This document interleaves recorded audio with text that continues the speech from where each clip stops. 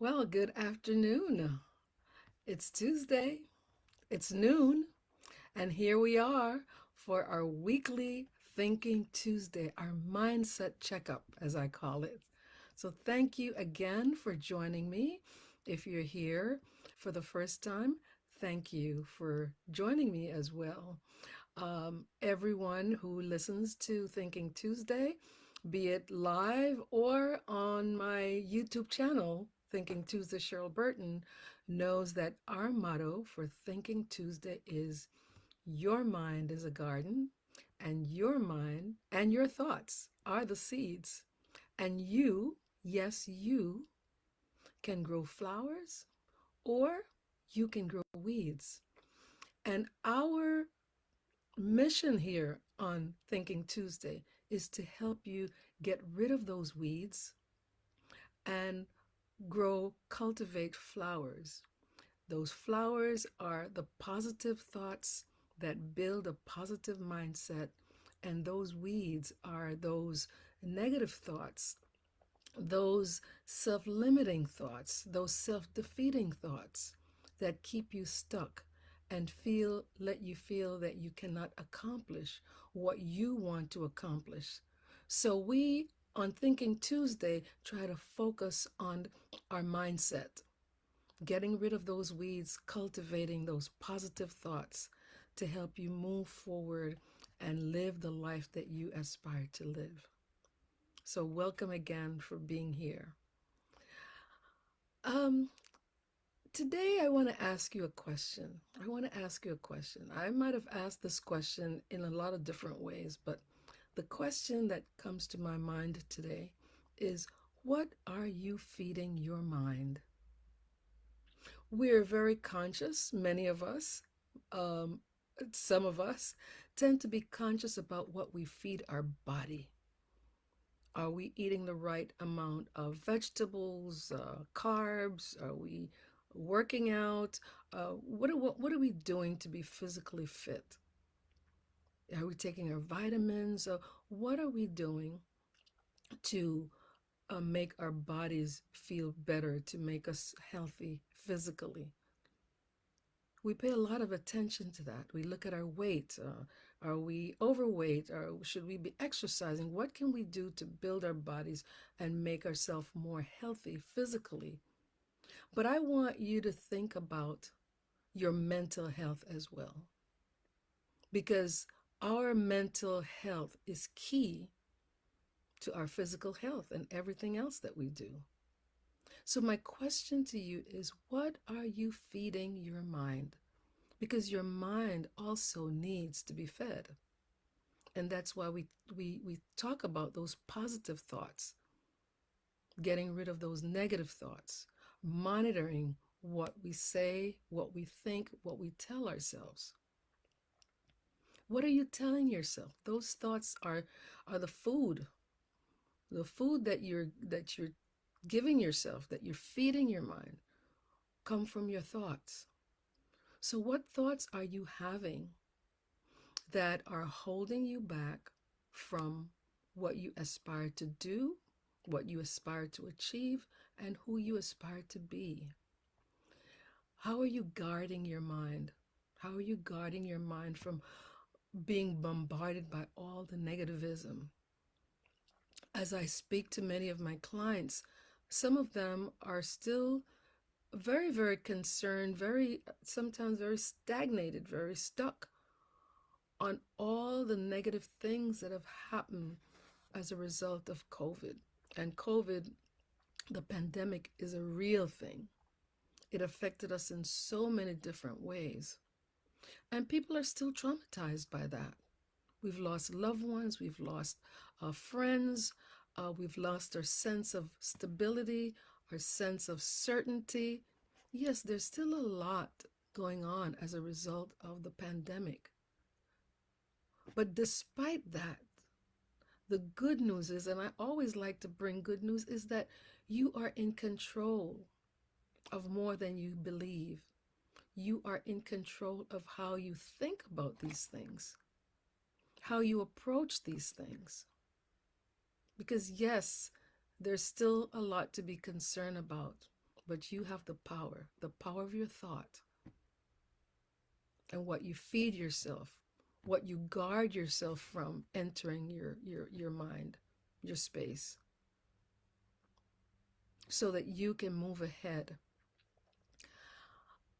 I asked this question also because during the past month, I was speaking with someone, and they were telling me about this dream that they've had for quite a while. And as we talked, well, of course, they were talking about it because the dream has not yet been attained. And as we talked, I learned that this person had this dream for the last 12 years. 12 years. Okay. And as we talked, and I tried to find out, so what has your journey been like? What are you doing? What have you done to get you closer to that dream? And the simple answer as we talked further was nothing. Absolutely nothing. They just have this dream to have this particular business, and they have done nothing. And so I said, well, now that you're talking about it, what are you willing to do? Well, I'm willing to do some more research. Research is good. I'm a researcher too. I have to research in order to offer my clients the help that they need, and also for myself. But there comes a time when you have to stop researching, or you have to continue researching, but you have to act. So after you have these thoughts, and you have these dreams, what are you willing to do? How are you willing to move forward? What is your next best step? What risk are you willing to make or to take? Well, this particular person has not been allowing themselves to take any risk. And at the bottom of it, we learned that all of this stagnation, all this being stuck, this procrastination, this wishing about wanting to have this business, all of that stagnation was really based on fear. And from speaking to the person, you would never know that they were fearful until we dug in a little bit. And this started out as just a regular conversation. But I was able to pick up on some things that indicated that fear was at the root of their stagnation. So it was okay to dream. The dream doesn't cost anything, really. I mean, we can dream all we want, and it's nice to dream. It's a nice journey. It's a pleasant journey. But the work is not as easy as we might think. And sometimes that is what gets us stuck.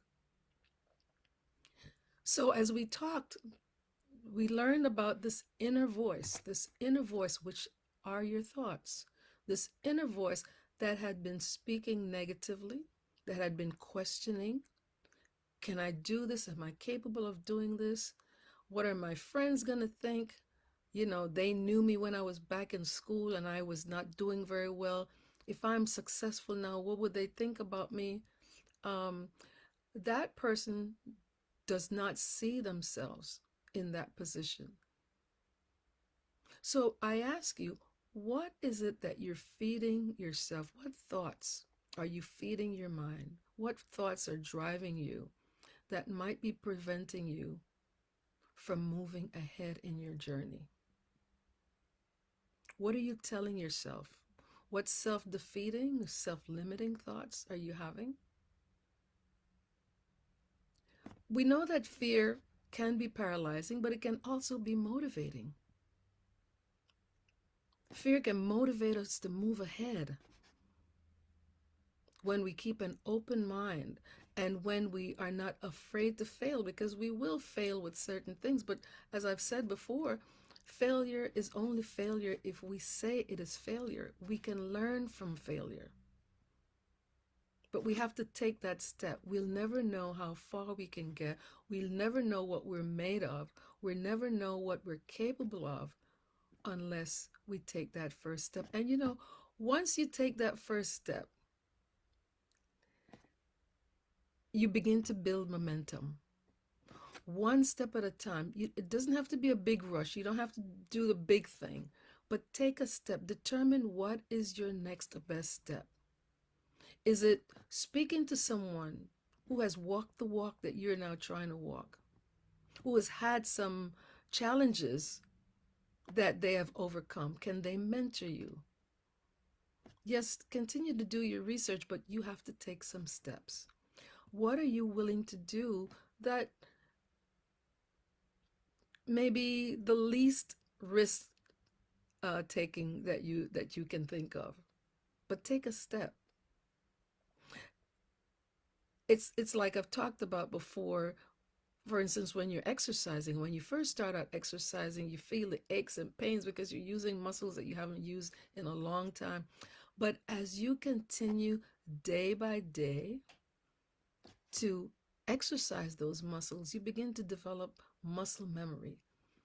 And those stretches that you were having difficulty doing now become easier. In fact, you don't even think about them. So you push yourself to the next level. So it's the same thing when you want to get to a certain destination, whether it's your dream job or that dream home or that dream vacation or the relationship that you want to enhance, that you want to improve, whatever. I heard someone say recently that it would be helpful if we see ourselves as projects. And that might sound a little weird, but if you think about a project that you're working on or that you've seen anyone work on, there has to be certain management of that project.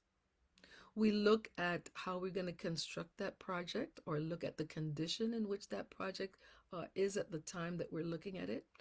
And we figure, oh, well, we can improve it by doing this, or we can improve it by doing that, you know. So we become project managers. So the person was talking about seeing ourselves as project, and we are the project managers. We are the ones responsible to make those adjustments so that we can improve, so we can live a better life, so we can have those things that we want to have, so that we can be who we want to be. So always look at how you can improve yourself, because as you improve yourself, you improve your life. What legacy do you want to leave? Who do you want to have impact? Where do you want to make an impact? Ask yourself those questions. And you can't make an impact, you can't leave a good legacy if you don't begin to move forward in how you want to develop yourself. You have to become that person that you want to be in order to get what you want to get, to achieve what you want to achieve. It's not easy, it's challenging, but like the law of the rubber band, we have to be stretched. We have to be stretched in order to see progress, in order to be useful, because we have to maintain that tension between where we are and where we want to go, who we want to be. So what's keeping you from taking action? What's keeping you from taking action and moving towards where you want to go? Remember that we're fully equipped. We're fully equipped. If you get an idea, and I truly believe this because I apply it to myself, if I get an idea, I try to spend some time thinking about that idea. If I can't think about it at the moment that I get it, I write it down. It's so important to write our ideas down because they're fleeting. They're little whispers that come to us. And when those little whispers come, we need to pay attention. So if you get an idea, write it down, follow it up, inquire, well, where did that idea come from? Why is this idea coming to me? Is there something that I should be doing to bring that idea to fruition? Because that idea is part of our equipment, so to speak. That's our imagination. That's part of how we're built. And it's the foundation of a lot of things that we do. So remember that you are fully equipped, even though you might be afraid, even though you might be confronting some things that you're fearful about. Remember that there's always a way to conquer your fear. You have to be open. You have to be open to inquiry. Where is this coming from? Why is this coming at this time? Who can I reach out to for help? Because if you don't, you're cheating yourself. You're really cheating yourself by playing small and denying yourself of the wonderful things that life has to offer. You're also cheating those around you, family, friends, your children, whomever that you have a meaningful relationship with. You're cheating them out of really experiencing you, the best part of you, and you're cheating yourself as well from experiencing the best part of you. Because life is a journey of challenges. Some things might come easier, but not everything is going to be easy. And we learn from challenges. Challenges are opportunities for us to grow.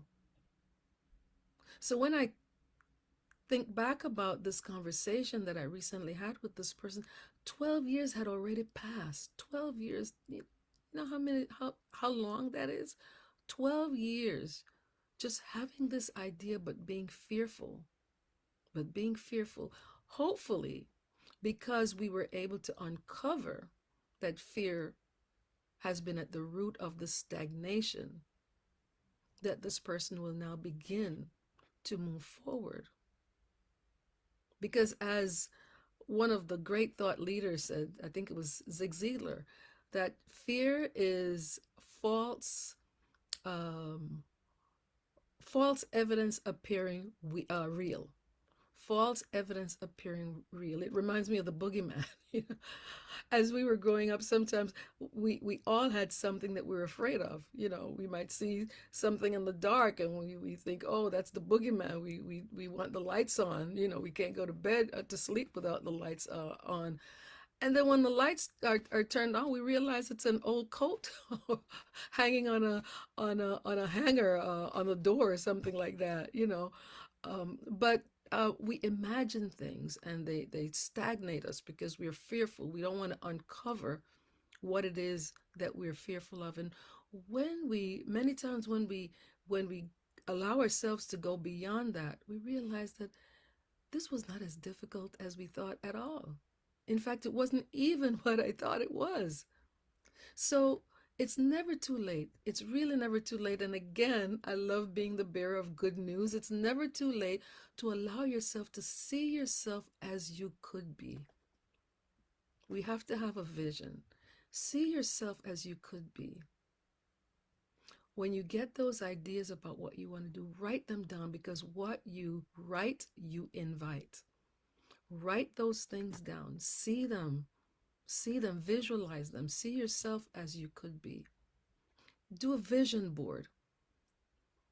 What are some personalities that you know who you would like to emulate? You don't have to be them, but you can take certain characteristics from them to develop a composite of what you would like to be. Develop a vision board to help you begin to see, because a lot of us are visual learners. We learn by seeing. We can project better when we can see it. So write what you would like, what you're feeling. Try to put yourself in that story that you are telling yourself, where you would like to be. Write it down, because what you write, you do invite. So take a leap. Take a leap. Don't be afraid. Don't be afraid. You learn something. Another one of my mentors talks about building your wings as you learn to fly. You know, we see little birds get kicked out of their nest. It's comfortable there. But like I said before, in a message or two ago, comfort can be mesmerizing. We feel so good, but it can be deadly. because we remain in the same place and we don't fly. We don't get out. We don't experience ourselves, the fullness of who we are and what our capabilities are. You've got to get started. And as Les Brown said, you got to be you don't have to be great to get started, but you have to start to be great. Okay, so take a step, and as you move, no matter how small that step is, you will build momentum. Just try it.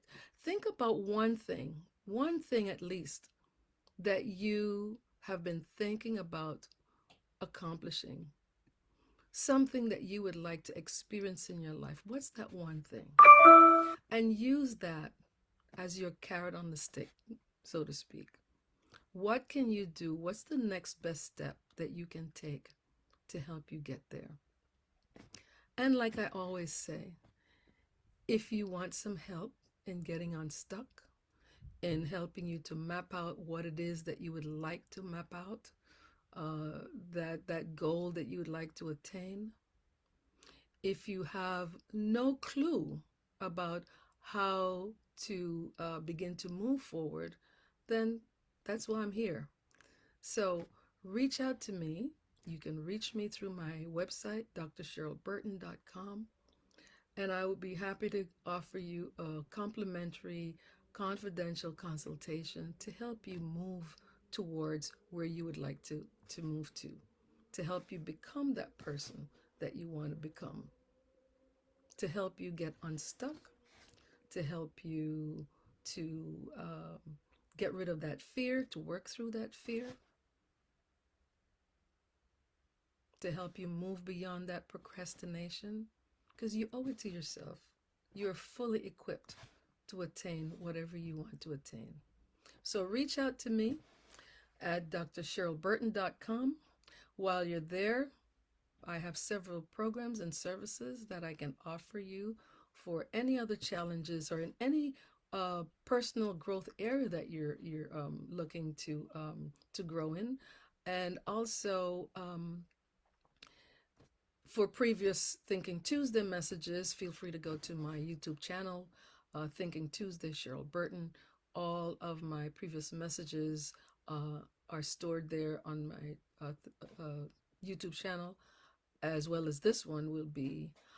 Feel free also to reach out to me about anything that you feel you need help with that you don't see listed on my website. All of my programs and services are customized to the needs of my clients. Feel free, if you're having an event or if you know someone who's having an event and they're looking for a speaker, I'll be glad to speak with you, address your needs, and craft some message for the audience that you are trying to reach. So thank you again. It's always a pleasure meeting you here on Tuesday at noon, and I look forward to seeing you next Tuesday at noon for another message on Thinking Tuesday. So remember, your mind is a garden and your thoughts are the seeds, and you are the creator. You are the gardener. You can decide to grow flowers or you can decide to grow weed. And I know I'm betting on you that you want to cultivate flowers. So happy gardening, and I look forward to seeing you next Tuesday at noon. Take care and bye for now.